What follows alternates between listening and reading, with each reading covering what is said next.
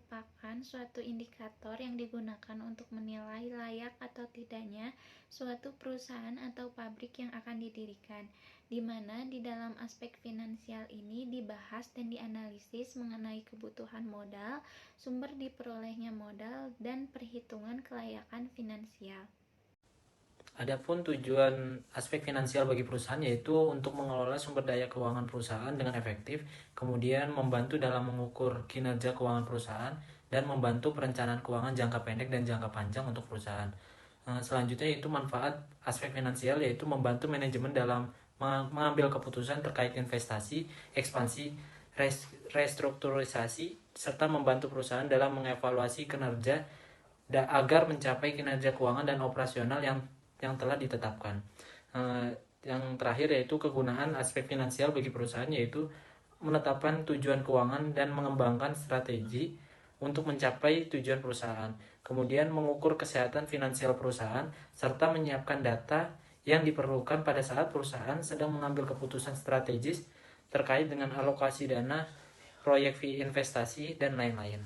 Input dari aspek finansial ada harga bahan baku, harga mesin dan peralatan, harga tanah, upah tenaga kerja minimum regional, data pendukung seperti pinjaman kredit dan bunga kredit, lalu ada OMH revisi, serta kapasitas produksi terpasang. Adapun untuk outputnya sendiri dari aspek finansial ini sendiri, kita dapat mengetahui layak atau tidaknya suatu perusahaan yang akan kita dirikan.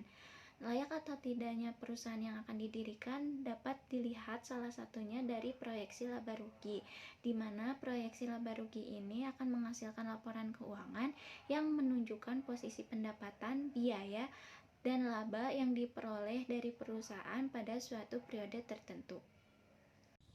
Nah, analisis kelayakan investasi adalah suatu analisa yang dilakukan pada sebuah proyek, apakah proyek tersebut dapat dilaksanakan atau tidak untuk mencapai keberhasilan atau keuntungan. Nah, untuk melakukan analisis kelayakan investasi, hal yang harus diperhitungkan adalah payback period, net present value, internal rate of return, dan profitability index.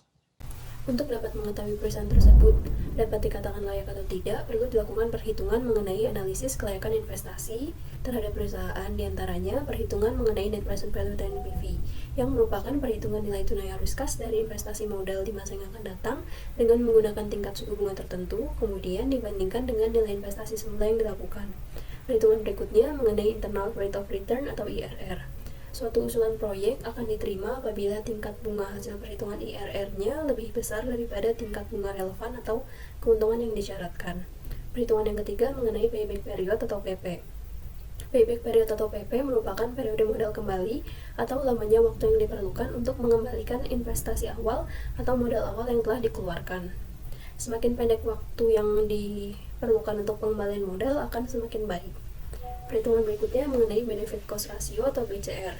BCR di sini merupakan ukuran perbandingan antara pendapatan dengan total biaya produksi sebuah proyek usaha. Jika nilai dari BCR tersebut sama dengan 1, artinya biaya dan hasil investasi berada di nilai yang seimbang. Jika nilai BCR lebih dari 1, artinya investasi tersebut layak. Namun jika nilai BCR tersebut kurang dari 1, artinya nilai investasi tersebut tidak layak. Perhitungan kelima mengenai profitability index atau PI.